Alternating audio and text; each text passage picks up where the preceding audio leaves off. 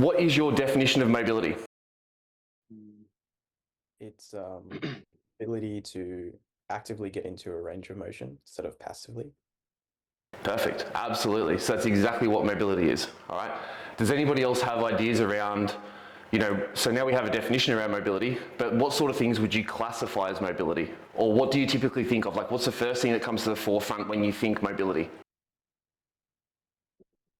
Ability to get your arm like above head or your hips externally rotated. Yep, perfect. And what sort of exercises or what sort of things do you do in the gym to create mobility or to train mobility? You stretch.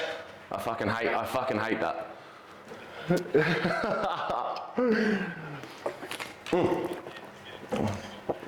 Absolutely. Yep, perfect. Anybody else got anything? I'll do trigger point stuff. Yeah, trigger point stuff. So what does that usually look like? Just like a ball and like roll around on it? Yeah, I'll put like a ball behind the back of my shoulder blade. Feels really good. Yep. And then it kind of feels like I can get my arms above my head easier. Yeah, absolutely. And that's definitely like, mobility is multifactorial, right? So that's actually what we're going to go through today. But yeah, anyone else? It's like doing hip 90-90s, breathing drills with like foam rollers and stuff like that will help. Absolutely. So yeah, breathing's a big one, right? Because breathing is like a backdoor way into the nervous system, all right? And so when we start to understand the nervous system, breathing is going to be one of our best interventions, all right? Perfect. So, a few things there. All right, so classifying range of motion, all right? So before Aki said that mobility is actively getting into a range, okay? So when we classify ranges of motion, we have one type being passive, which is no involvement from the person, okay? Number two, then being active, which is involvement from the person. So the easiest way to classify passive versus active range of motion, all right, is this is, my realm. This is what I would typically do.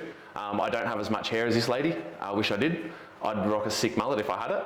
But basically what she's doing in this photo is she's moving this person's shoulder into a range of motion. Okay, so this girl lying on the table, she's just playing dead, okay, going completely limp, and then the therapist is going to take their hand and then move it into a range of motion, okay? Active, which is then involvement from the person, all right, he's now standing there, he's got his fucking measuring tool, I don't even know what that is, that's fucking pointless anyway, but he's basically asking her to move her arm into the overhead, so she's actively doing that herself, all right? Also, if you're a therapist and you wear scrubs, fuck off. Like, you are not a doctor. You fucking rub moisturizer on people. Like, get the fuck out of here. Honestly, fuck this guy.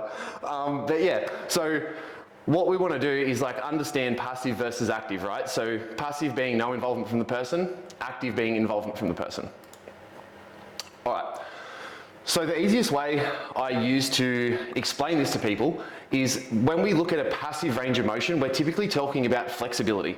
And this is why I want to really double down on this, is because what people typically label as flexibility, they're also talking about mobility, because nobody really passively moves themselves into a range, right? And they'll go, oh, I'm really flexible. I'm like, did you fucking do it? Well, then it's mobility, it's not flexibility, okay? So no involvement, when we talk about flexibility, there's no involvement from that person's nervous system, and typically we use it to assess a joint's range of motion. Okay? When we don't involve the nervous system, we don't involve muscles, realistically. Therefore, really, we start to test a joint's range of motion. Okay? And so the analogy that I use to explain this is like, think about a saloon door, right? When you want to enter a saloon door, how much resistance is there? How much effort does it take? Do you have to actively push through the door? No, right? You just walk straight through it. It's passive, it just opens and then it closes behind you. There's no active involvement for you to try and open the door, okay? So think about passive range of motion is flexibility. It has no involvement from your nervous system, and typically it's used to assess a joint's range of motion, okay? Then we're going to talk about active, which is mobility, okay? So this is where we start to, involve the nervous system. So this is active ranges of motion. So this again is like, if we look back to the slide that was two previous, I said active was her sitting on the chair, moving her arm into the overhead. He's testing the range of motion in his shitty scrubs, okay? So we have active, which is mobility. This is involvement from the nervous system. Therefore, it uses muscles to get there. And it's typically used to assess a muscle's range of motion, okay? Now, I know I don't have the punchy face guy up on the screen, but why do you think we may want to differentiate between passive range of motion and active range of motion when we're assessing clients or when we're assessing our own ability?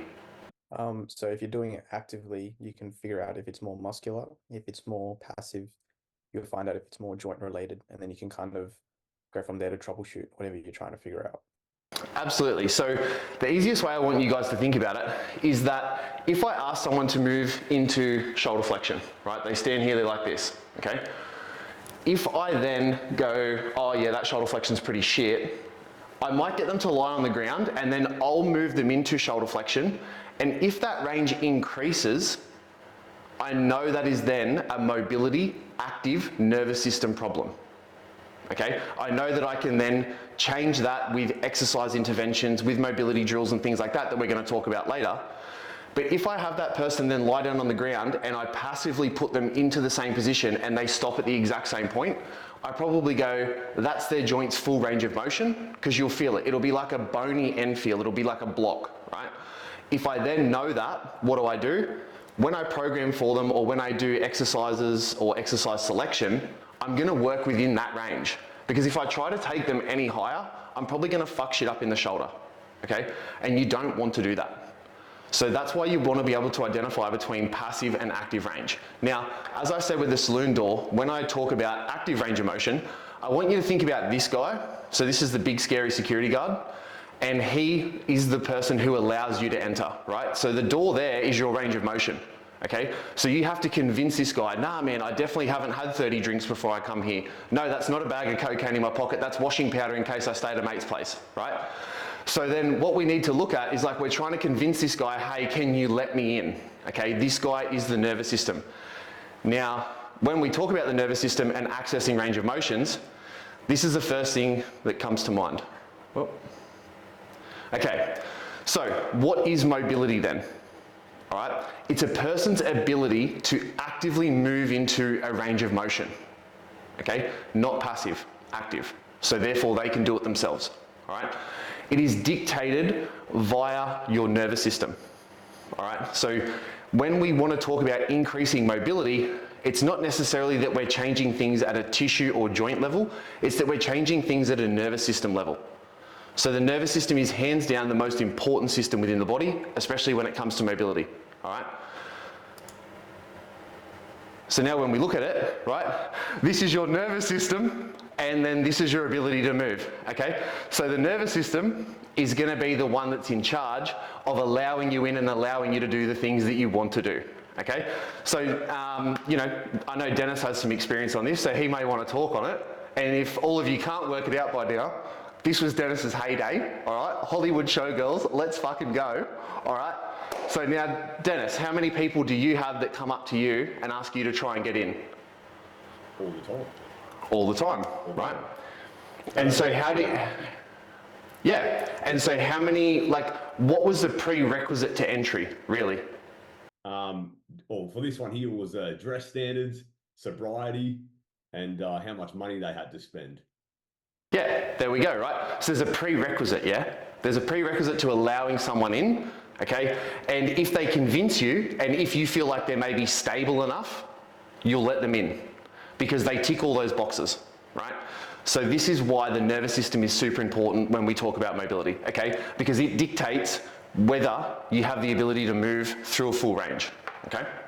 I thought that was a fucking glory photo too. How good is that? All right, so let's talk about flexibility, okay? So now, with everything that we've kind of spoken about, flexibility is a person's ability to move passively into a full range of motion. It's granted to them by applying force. So, you know, think about the typical shoulder stretch that everybody does, right? We'll use this as an example, okay? By applying force to a passive tissue to create a transient or short-term change in tissue length, which allows a greater access to range of motion, okay? So it's very short term, it has a small window, okay? And this is why flexibility is not completely shit, okay? It's not ideal if you're trying to address most people's problems, but it's not shit, okay? So when we think about it, this arm is the one that we're trying to stretch. What's it doing? 3/5 of fuck all, right? It's just existing. Then we get this arm and we kind of crank across, yeah? And this is a typical shoulder stretch that you see people doing. There is no active involvement, even though yes, we are cranking with this arm, there is no active involvement of the nervous system in the one we're actually working on, okay? Will it work to increase range of motion short term? Absolutely. Is it the long-term play to fix your injuries? Probably fucking not, okay? Because again, we want to involve the nervous system. It's the most important system and active system within the body, okay? So now we understand what flexibility is, we can easily or more easily define mobility, okay? So it's a person's ability to actively move into a full range of motion granted to them by their nervous system from repeated exposure to the position combined with graded exposure to load in the same positions, okay? So when we think about that, I typically use the overhead as a reference, all right? So getting your arm here, okay? Does anybody here have an office-based job? You do now, okay. So outside of training, let's say if you were to take away training for you, for most people, right? If we took away training or we train minimally, right? How many times during the day would you access the overhead? None, right? Yeah, none. Yeah, exactly, right? And so why is it, like I typically see this with a lot of office workers, I don't treat a lot, but I treat a couple, right? And the one thing they always complain of is I can't get my arm overhead, or it hurts when I put my shoulder up in this position. And it's like, okay, how many times do you access that a day? How many times do you get your nervous system to pattern to go up here like this? Not fucking many, right? So then it's like, all right, well, if you don't do it often, why are you expecting your brain and your body to be able to do it when you go and lift and go and load? This is typically why people with office-based injuries, they go and do some form of training. They try and, like, you know, standard fucking people who don't know how to train, they go and train. They're like, I'm going to go do shoulder press and some bench press and maybe some rows, okay? And whenever they get to the shoulder press, they're like, oh, it kills my shoulder. And then when they come to me, I'm like, okay, how many times in your day-to-day life do you actually put your arm over your head? And they're like, I'm like, probably none. They're like, yeah, none. Because like, if you have to think about it, it's probably fucking zero, right? So when we get to that, it's kind of like, we need to have repeated exposure, okay? So if you want to have mobility in a position, you need to be constantly exposing yourself to it. Now, the easiest way to then reinforce that exposure, because people go, okay, well, I'll just do this all the time, right? Yeah, cool. Or what you could do is start to introduce load each time you move into this position, and that basically doubles down and reinforces your nervous system patterning into that position, right? So rather than doing this every 20 minutes, maybe go and train in the overhead 3 times a week with some decent load in your hands, okay? That is going to train your mobility.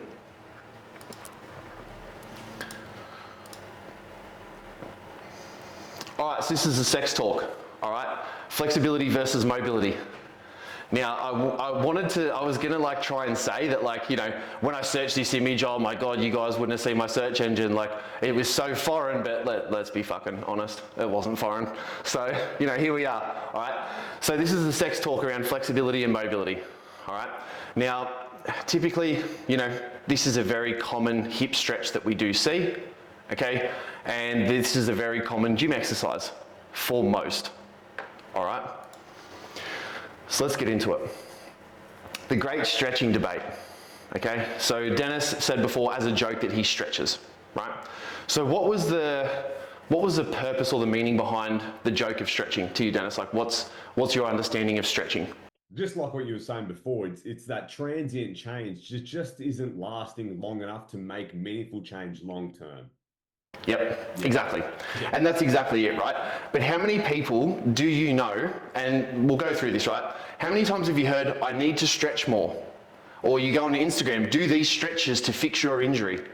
Oh, I didn't stretch before training, that's why I got hurt, you know? So why do people place such a high emphasis on just stretching? Okay? Why do people like just stretching? Why is just stretching one of the most common forms of injury management? If anybody here has been to a physio, like Sing Out, okay, and like no shade on physios whatsoever, no shade on any fucking person really, but like who's been given stretches when they had an injury from lifting? Yeah, right, there's fucking hands everywhere, okay? Hands everywhere, okay? So can someone maybe take me through what their injury was and what sort of stretches they were given? Hurt my back. Again, it was, I guess, in the gym, but it could have been a million different things because I was doing jumping in training at the time. And yeah, went to a physio, and they're like, yeah, cool, just like do some like couch stretches and like a bunch of other, you know, foam roll my ITBs and then do some like banded clams. That was kind of the extent of it, and it you know, created a nice sensation for about 5 minutes and maybe some symptom management for that time, but that was really, there was no long-term change. Yeah, absolutely. Okay. Now, just like caveat to this or a bit of a side thing, who else has been told to roll out their fucking IT band? Anybody? We all have it, son. We all have it. Okay, we all have, right? I just want to create a little tangent here. The IT band has about the same tensile strength as a 3mm piece of copper plate. Okay? So trying to foam roll that fucking thing, you would want to be foam rolling with a fucking Caterpillar steamroller. Like honestly, you'd have a fucking broken femur before you change the formation of the IT band, okay? So if you ever go anywhere and they tell you to roll your IT band, or that someone like a massage therapist and they tell you they're gonna massage your IT band, put them in the fucking bin, okay? It's just like, it's shit, all right? And the IT band, it's commonly one of those things that people blame because they know how to name it, right? It's like, oh, I know that, like it's one piece of anatomy that nearly everybody knows. Therefore they go, yeah, I'm just gonna do that. I'm gonna foam roll it, all right? When we look at the IT band, again, tangent, I know we're talking about mobility, but we have the IT band has muscular or fascial origin, okay, at the TFL, glute med, glute max. Then it goes down the side of the femur and inserts into the side of the knee where it has a bony insertion, okay? You can't move, typically when we contract muscles, we go insertion to origin. You can't move your fucking bone closer to your hip because it's really not designed to do that, okay? But what you can do is change shape of the TFL, the glute med, the glute max, and that will then move that IT band and take some of the tension off it, okay? So if you guys do have any sort of IT band, friction syndrome is a typical one. Syndrome is a word they use when we're like, we don't actually know what the fuck it is, so we're just gonna call it a syndrome, okay? But realistically, what you can do is like address maybe some areas around the hip, so like, you know, front of the hip, side of the hip, back of the hip, and then that will actually release the IT band. Probably don't try and roll your IT band or have someone massage it. Why? Because there's a lot of fucking sensory nerves in there and it's fucking painful, all right? So yeah, think about it a little bit more strategically, but that was great, okay? So that was perfect, all right? So Louis said that he had that transient change. This is the same thing that Dennis said, right? Like it's good short-term symptom management, but it's not a long-term intervention, right? Probably the best thing they done there was give you the clams, okay? Not ideal, but probably the best of the bunch that were there, all right? And like, can you stretch if you want to? Abso-fucking-lutely. Like you can do anything you want. The world's yours, all right? Scarface, get it done, all right? But realistically, stretching is short term, and when you place such a high emphasis on it, like after you stretch tissue for about 20 minutes, it creates around a window of about 7 minutes of change, okay? So 20 minutes work for 7 minutes benefit. If someone said you can come and work 20 hours a week, and I'm gonna pay you, you know, 1/3 of that, you'd be like, I'm not fucking doing this job. So kind of think of stretching in the same boat, all right? But it's extremely common and it's everywhere, okay? So what we're gonna do is we're gonna break down stretching. All right, so what I wanna do is I'm gonna ask you guys, we're gonna look at these 3 photos, okay? So this here is very similar to a couch stretch in a sense, but this is the typical, like, you know, quad stretch that everybody does, right? The hip flexor stretch. This is a body weight Bulgarian, all right? This is then a loaded Bulgarian, okay? So what I want you guys to have a bit of a look at is these 3 photos, and I want you to tell me if the back leg is doing the same thing.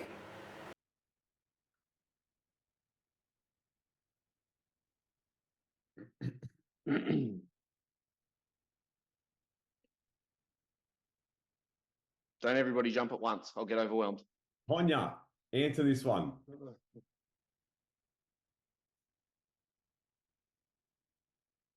Come on. Relatively, it's bending, but you wouldn't feel that the same in all those exercises. Do you think that if we look at like the shin position in relation to the femur of the back leg, are we still bending the knee? And are we still getting the legs somewhat passively behind us? Yeah, okay, perfect. So when we look at these are basically all the same thing, right? What is the difference after everything that we've spoken about so far? What can you guys identify as the difference between this one, the middle one, and then the last one? The last loaded. Oh. Sorry, no, you're right. You can go. Oh, sorry. The last one's loaded. Yep, the last one's loaded. Perfect, absolutely. Aki? Yeah, I was going to say thing like it goes gradually from being, you know, not loaded at all to slightly getting more challenging and then the most challenging out of all.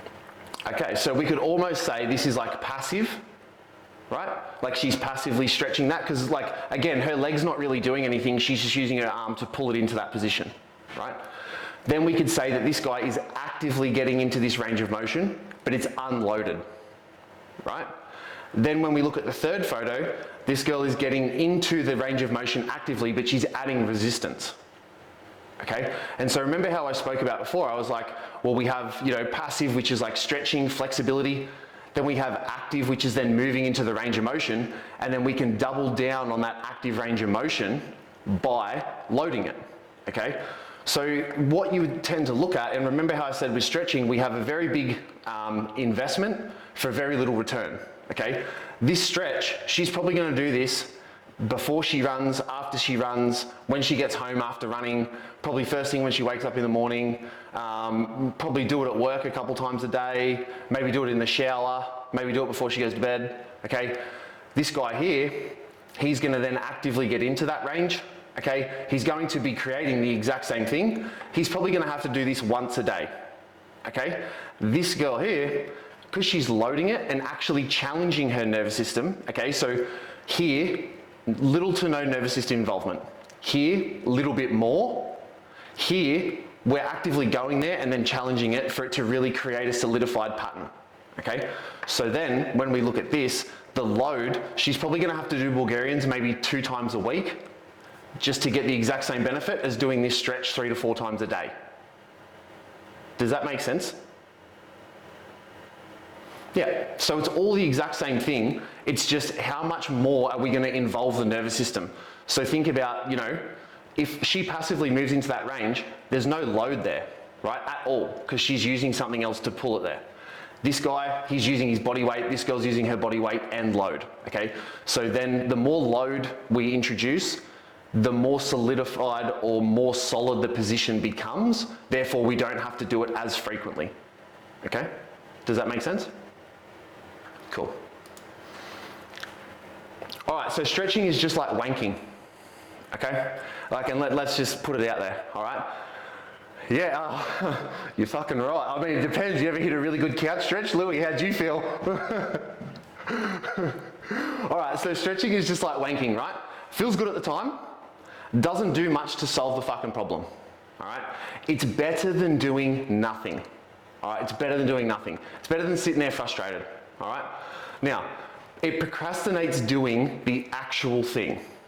Okay, so people place this massive emphasis on stretching, but realistically, it's short term. Yeah, it kind of feels good.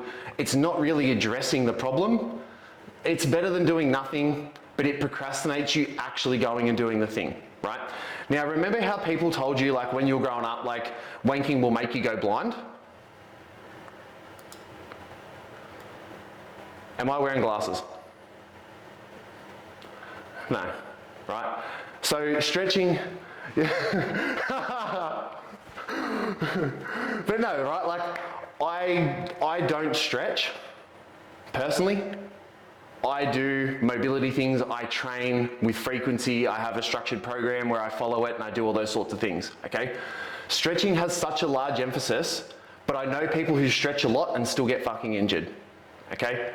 So just like wanking, stretching isn't going to solve all your problems, okay?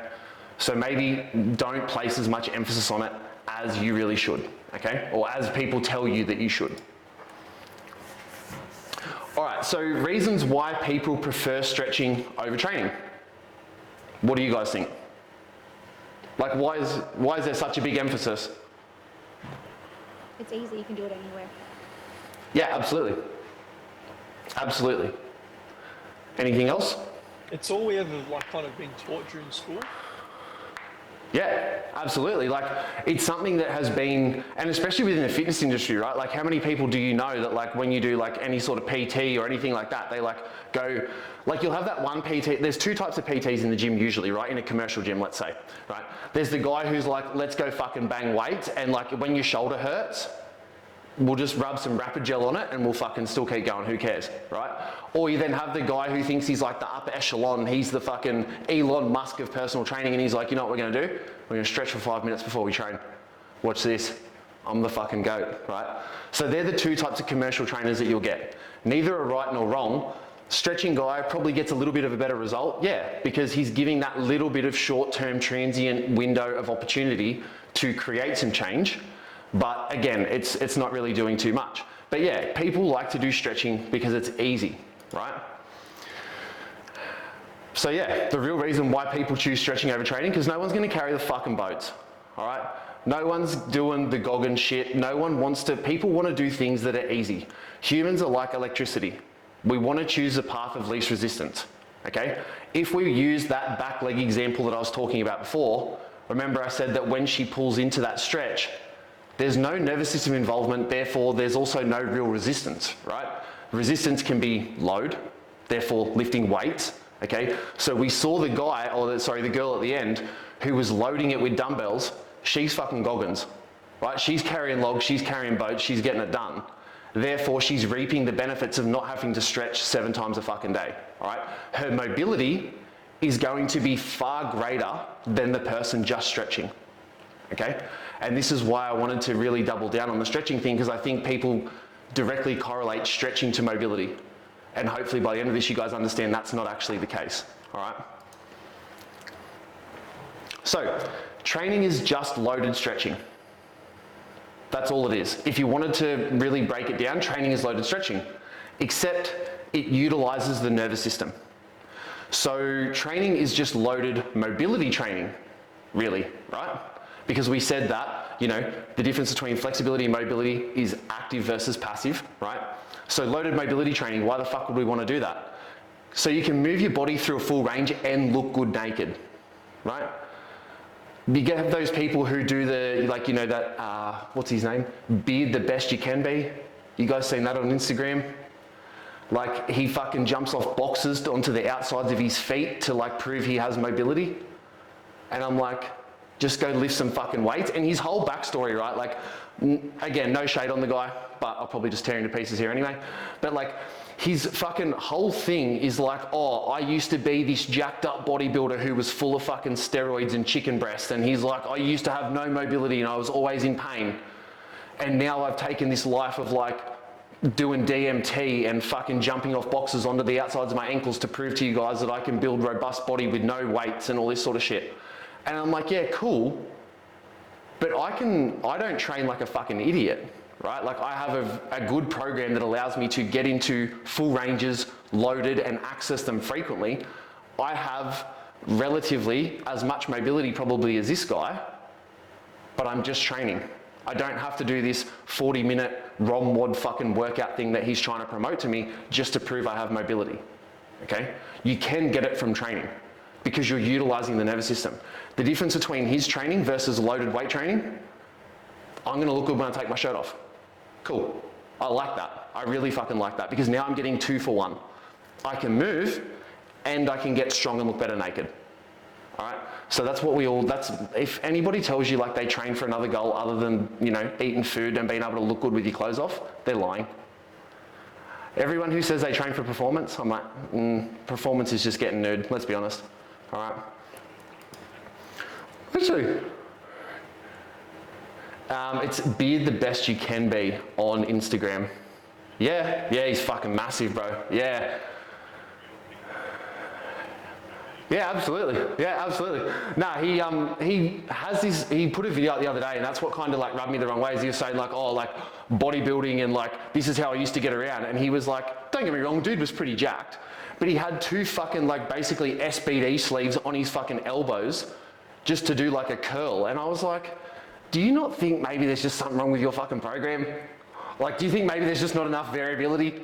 Like, do you really have to bash bodybuilding and like say this is what you're going to look like and end up like? I'm like, come on, man. Like, it doesn't have to be like that. All right, so how do we make sure you have or keep mobility?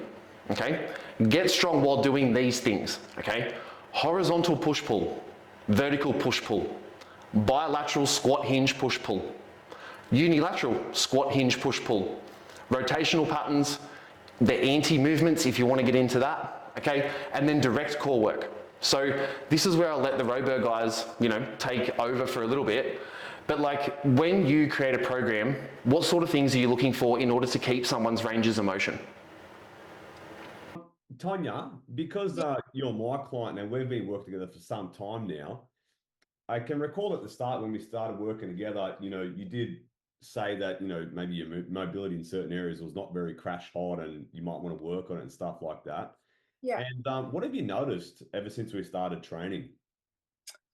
A complete difference. I was born with hip dysplasia, which is super common in babies, but it was never picked up until I was like 13.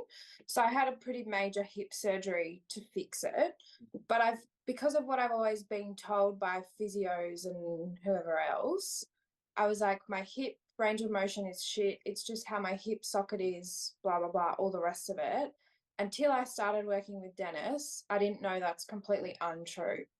And I always thought my squat would be an issue. And now my squat depth is not an issue at all. But it's always what I've been told. So I've just always believed it was a problem. And it's totally wrong, which is great. Gee, thank you. That was the best fucking testimonial. But I think like another, you know, Steve, from my end, I don't look at that list and prescribe one of each or whatever else. I mean, like, Yeah. This entire list you've got, it's pretty much it's what makes up winning. But for a lot of the time, I actually sort of am always looking to drive some sort of resistance in every single exercise that we're doing, purely from this standpoint of threat level as well. You spoke about nervous system to a high degree there.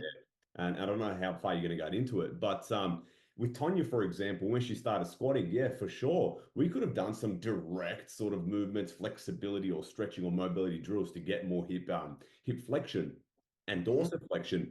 But what I kept saying to her was like, you know, just wait to see what happens as you get a little bit stronger.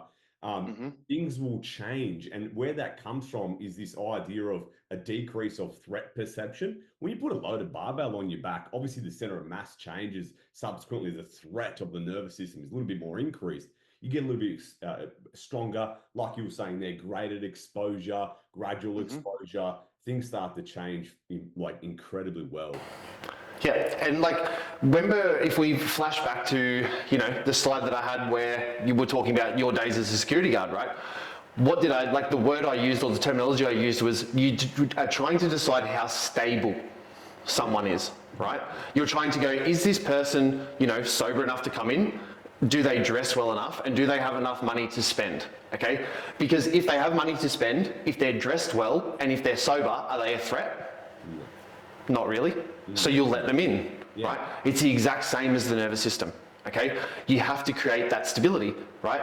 How do we create stability?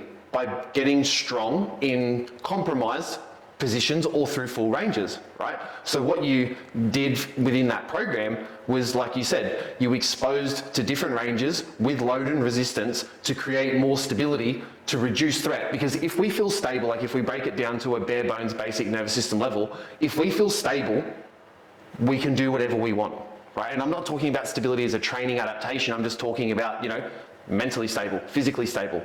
You know, if you were trying to train on a beach versus training in a gym, that change in surface is going to regulate how much effort or how much load you put into something, right?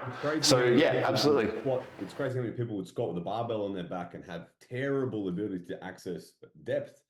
And then you put them on a leg press, and then suddenly they can kiss their knees. You know what I mean? Like, yeah, exactly, because you've afforded them stability via an external implement, okay? And so realistically, I have this list here, and this is not a checklist that I have when I write a program, and I can almost guarantee though, all the Robo boys that are here, they unconsciously put this into your program without even fucking trying, because they just understand how you should move, right? And so like for guys that don't, for people who don't write programs, or if you don't completely understand, this can be a good checklist and be like, hey, does my training program have this? But I can guarantee the coaches on here are like at a very extremely high quality. So therefore they're doing this unconsciously. Because if you look at your program now in retrospect, I can guarantee nearly all these things are in here. And you know what, even if you didn't identify them, probably there's an exercise in there that you're not sure about that probably does these things. Right? Yeah, exactly, right? So when we look at that, all right, so the real mobility training, right? Images you can hear. Fuck, like this is like, I should get this tattooed on my fucking stomach, honestly. Like this is the best thing going.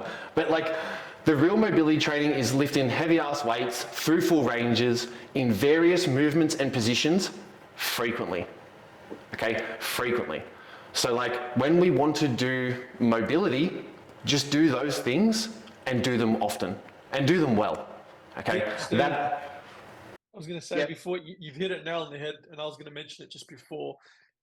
It was like frequency, consistently doing that kind of stuff. Because as you said, like stretching is relatively easy. You can kind of get it throughout your day. But if you're lifting sporadically, you're not really doing your sessions consistently, well, then you're not going to improve your range of motion. Because I have it, like for example, I have a lot of like Olympic weightlifters, right? There's a high demand for mobility, right? But we do no stretching. We do some mobility, but it's all loaded mobility drills in that sense. But the most important thing is for the ones that don't improve, if I look at their history in training, they're very sporadic. They might hit 2 sessions this week, following week by that they hit 1, and then they'll disappear. Absolutely. And like really, when we look at Olympic lifting, the Olympic lifts themselves are extremely open positions, right? Like you don't lift an Olympic lift like from, it's not like a bicep curl where you kind of move from here to here, right? You take it from the floor to over your fucking head. You don't get much more range of motion than that, right? So yeah, absolutely, couldn't agree more. And I think you want to try and make your mobility training, right? We're going to talk about this in a minute, but it's like you want to make it as close to the fucking task that you're trying to complete, right? Like doing shit that doesn't really resemble what positions or things you're trying to get into isn't going to have as much carryover, right? So yeah, Aiden's extremely right there in the sense that he said that like, you know, we want to just practice the lifts, but those lifts do train mobility. So then just do them more frequently. There you go. You don't have to get super sexy and do all this, you know, other shit, right? Okay. So specific mobility work and Viagra, right? What do they have in common? Okay. So this is you, okay? This is your range of motion, and this is your specific mobility training, okay? So what we can kind of take away from this photo is like specific mobility training. Do you need it? Maybe not. Maybe, right? Depending upon the task at hand, right? It depends on your level of range of motion, okay? Whether you need specific mobility training, okay? So what we want to then look at, all right, is when we talk about this, it's just like Viagra, okay? Use it if you need it. Okay, if you absolutely need it. So if you had those guys we were talking about before where they hit sessions sporadically, maybe they do need some specific mobility training to get into their positions and do all that sort of thing. But if they hit their sessions consistently and frequently, then there's no real need for it, right? Mobility is a lot like if you don't use it, you lose it, okay? So like what you need to do is make sure you do it often and do it well, and you won't lose it. It's a skill, right? It is almost like a skill. So you need to practice it frequently, do it often, all right? So doing it before a task is great, okay? You're not gonna take Viagra after you have sex, are you? Doesn't it kind of make sense, right? Now, but your training program should cover it, all right? And so the other reason or the other context or analogy I wanna draw from that is like, if you got your 8 hours of sleep and you were, all your hormones are in check, your diet's good, you're hydrated and stuff like that, are you going to the doctor and asking for a script? Probably not, okay? You're probably fully functional, all right? If you're not, okay, yes, go and do some specific mobility training, go and see the doctor for a script. But it's like, realistically, your training program should be covering it, okay? People who, and I see this all the time, there's like coach in Queensland, can't fucking stand it, but anyway, regardless, he preaches about stretching before every fucking session and everything needs a stretch. I even had one of his clients who came into me and told me his pectineus was tight and that was causing his whole hip dysfunction. Pectineus is a muscle about this fucking big right next to your groin, right? It does about 3/5 of fuck all. And so his whole linchpin to his hip issue was his pectineus being tight. And I literally said to this guy, I was like, if you can point to it, I will treat it. And he was like, and he's like, and he kind of went up here. I was like, no. Down there, keep going. And I actually showed him, I pulled up an anatomy diagram, and it wasn't to make him feel silly, but I'm like, this is what you're saying, your whole hip and lower back issue is this is the linchpin to that. I was like, it doesn't really make sense, does it? Right? And so this guy though, this coach that he had, he would have his clients doing an hour of stretching before an hour and a half of lifting. Who the fuck has 2.5 hours a day to do that? Is this Mr. McCallum? Yeah, there we go. At least you said it. At least you fucking said it. So yeah, like yeah, absolutely. But it's one of those things where it's like, why? What is the purpose of that, right? Is there maybe a better, more efficient way we can do that? Also too, if your athletes have to stretch for an hour before they do your program, maybe assess your fucking ability to write a program, okay? Because if that's what it takes, it doesn't make fucking sense, right? And his other thing too was like increasing range of motion, all right? How much range of motion do you fucking need? Like, I had girls who were coming to me with proximal hamstring overloads who were getting coached by him, and they're like, I want to be able to touch my toes and RDL over 100 kilos. And I'm like, okay, you understand that like in order to RDL 100 kilos, we need some form of stability. Now, mobility and stability have an inverse relationship. If one goes up, the other kind of goes down, right? So these girls wanted to be able to basically RDL from a fucking 3-plate deficit while growing the biggest glutes possible. I'm like, that doesn't fucking make sense, okay? All right, so we're gonna get into that as well.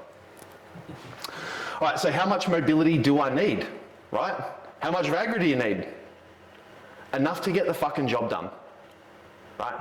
That's basically bare bones it, okay? I can't make it any more simple than that, right? So if you said to me, hey, Steve, I need some mobility to reach the top shelf of my fucking cupboard, right? I would say, what does that look like? And they go, oh, I get to here, but it's about here. So my mobility training I would do, or I would give them to get them to here. What's the point of them having a fucking dislocated shoulder that goes all the way back here if it doesn't fucking apply to the task that they're trying to do? So exactly like, you know, taking Viagra before you have sex, it's like, how much do you need? As much as you need to get the job done. Is that 5 milligrams? Is that 100 milligrams? Is that a gram? I don't fucking know, okay?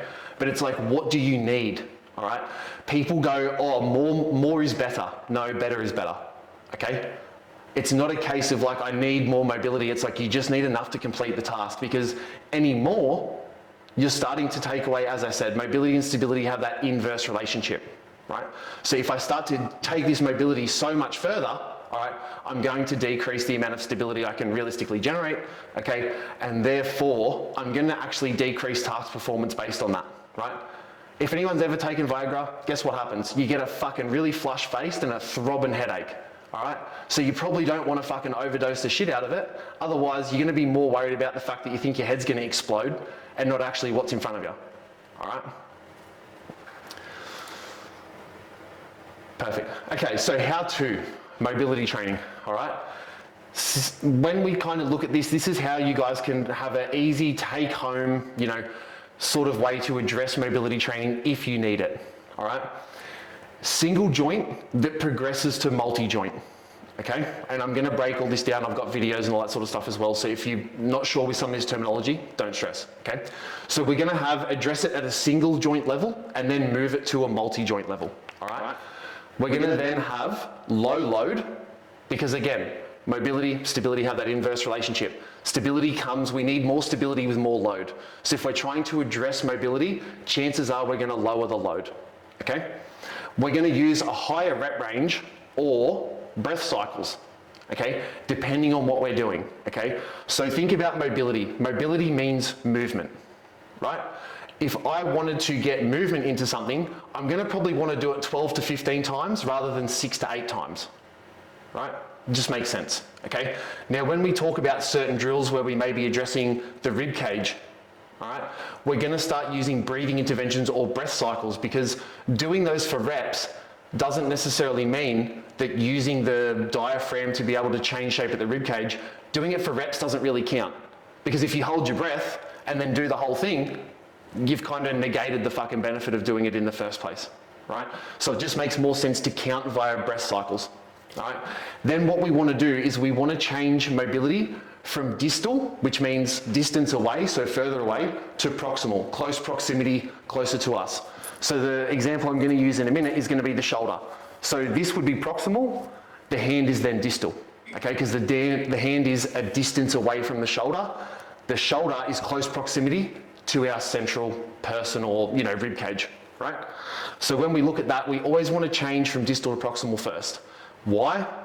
What interacts with the environment? Your fucking hands, okay? So as much as we want to change shoulder position, we need to actually change the thing that interacts with the environment to then have an upflow effect. The easiest way to think about this, right, and this is upper or lower extremity, okay? So for those of you that haven't drawn the parallel before, okay, shoulder is the same as a hip. The elbow is the same as a knee. This kind of looks like a femur. This kind of looks like a tib fib. This kind of looks like an ankle, and this kind of looks like a foot. Okay, so it's the exact same thing. And how I explain it to my clients is this is the steering wheel and this is the engine, okay? The engine will produce the force. It will do the things. This is gonna tell it where to go, okay? If I change the steering wheel, the engine's still doing engine things, but I can change where that engine moves if I change what the steering wheel's doing, okay? So, when we have a look at this, okay, so this is how to shoulder mobility. All right, so with this drill here, this is the first one I would typically use, right? So let's say we had someone with like an internal rotation bias to their shoulder, okay? So their shoulder's kind of rolled forward, sitting forward, okay? What we're gonna do is I'm gonna use this dowel drill to try and change shape at the hand, open up some supination at the wrist, okay? Because then if I have a hand that can move through a full range, I can tell the shoulder how to then move through a full range, okay? Because the steering wheel will tell the engine what to do. All right. Then when we look at rib cage expansion, okay, this is another drill that I have here. You know, this is a palms elevated, like, I don't even know, palms elevated, fucking cat-cow hold, I don't know, call it something, whatever you want. Basically, it's posterior expansion drill of the rib cage, right? And so what I'd be doing here, this is what I wanted to draw, you know, distal to proximal. So here we're starting very distal and we're going for reps, okay? A broomstick is not very fucking heavy, so we'll probably do it for 12 to 15 reps, okay? Then when we move into this rib cage expansion, we've moved from distal, now we're addressing proximal, okay? What I'm then gonna do, I'm not gonna count this for reps. I'm gonna count this for breath cycles because I wanna get the rib cage moving. Diaphragm sits inside the rib cage. When I breathe, I get that rib cage moving. Okay, so I'm not gonna prescribe 12 to 15 reps, I'm probably gonna prescribe 8 to 10 breath cycles because that's the real movement. It's not how many times she can protract her scaps into the fucking floor, it's like how many times can she breathe and open up that rib cage, right? Then what we do is then I've now introduced load, right? And so this is called a dumbbell armbar. And so what I'm doing here is I'm creating pressure differentials. Yes, I'm breathing, but I'm creating that distal to then proximal input loaded to access more mobility to then have more carryover to the task. Okay? So single joint, multi-joint, right? Higher rep, lower rep, breath cycle. Okay? Then I've gone from distal to proximal because in the armbar, the shoulder is the main rotational joint here. Okay? That's the main thing moving when we look at it. Okay? And so that's how I tend to break these things down. All right? And so, you know, more mobility, less mobility, kind of like more stability in a sense, right? And so this is how you can start to address these sorts of things.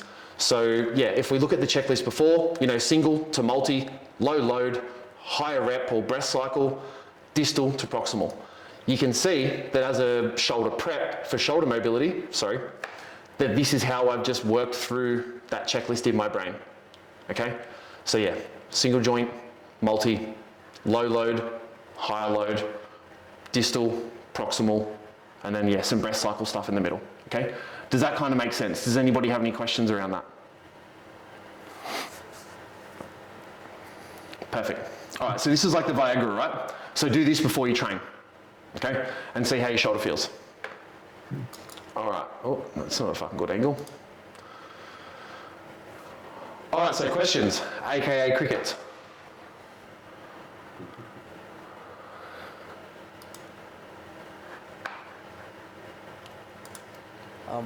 I'll just throw a question up there for the breathing drill that you had.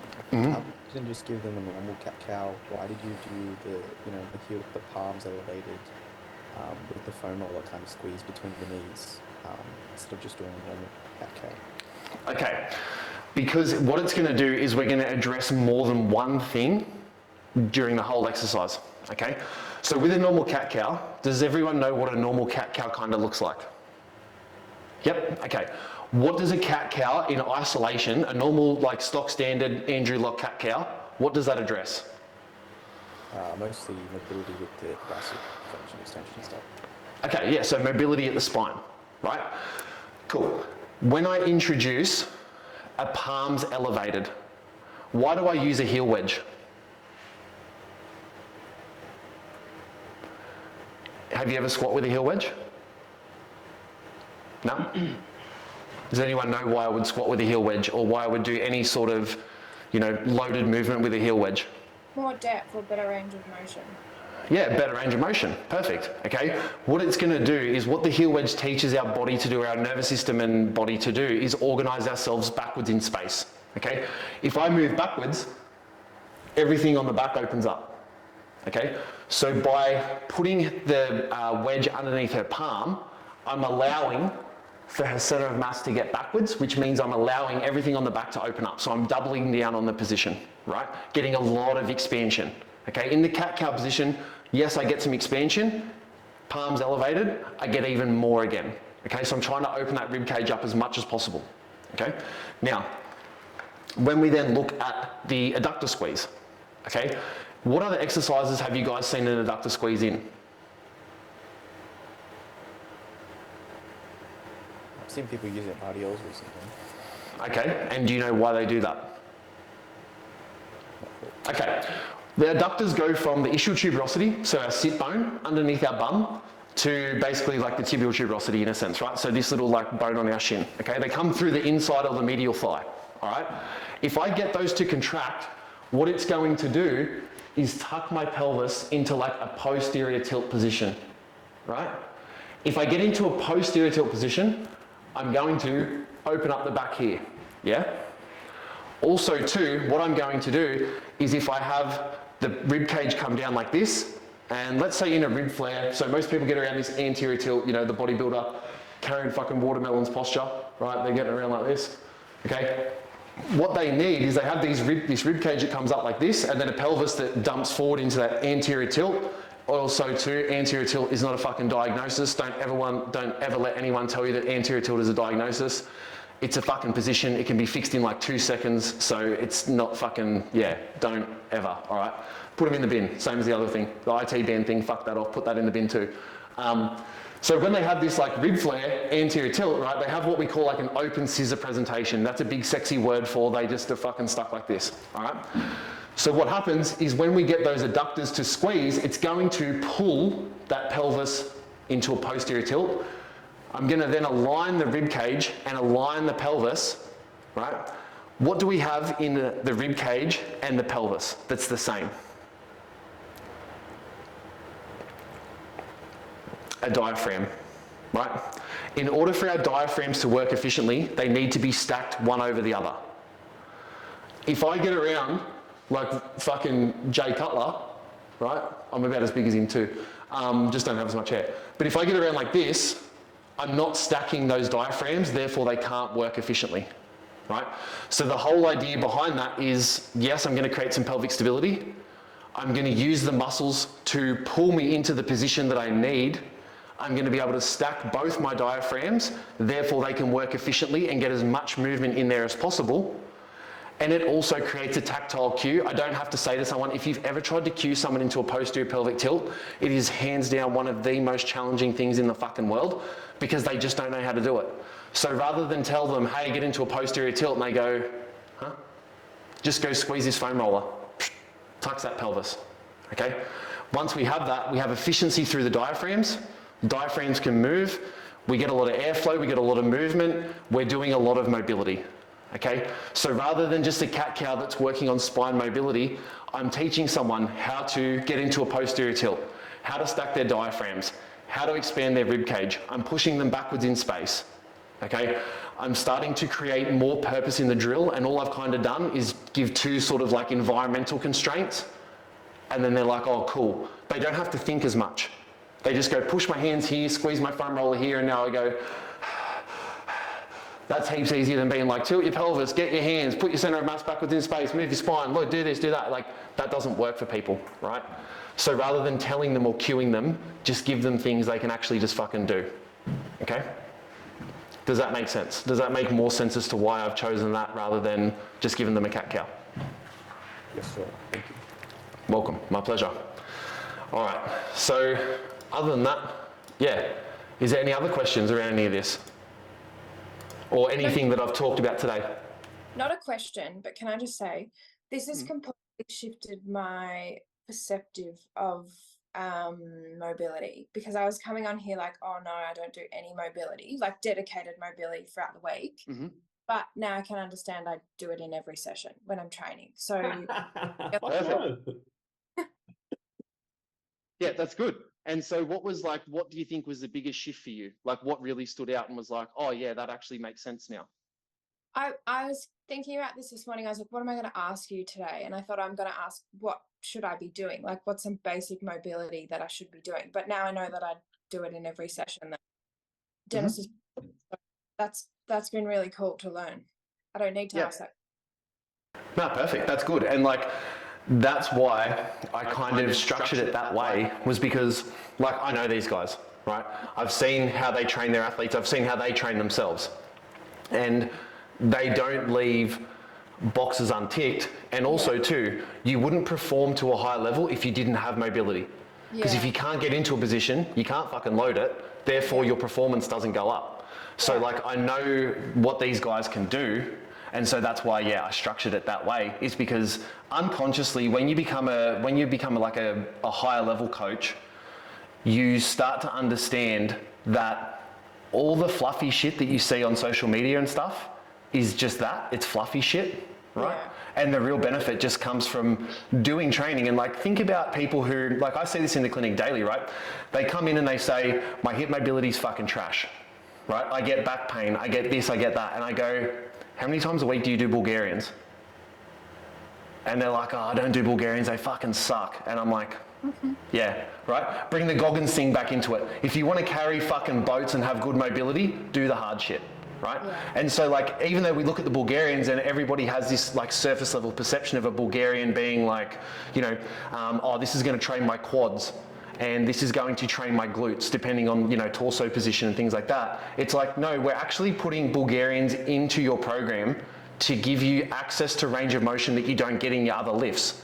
Therefore, you don't have to spend an hour fucking stretching your pectineus before your session just so you can have good hip mobility, right? So yeah, it's really, really cool. That's good. And I'm really glad that that's what it come across as today.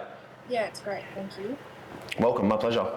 Anything else? Any comments, questions, queries, or even just any general sort of things in this realm that people may want to ask or is on their mind? This was a great sex ed class.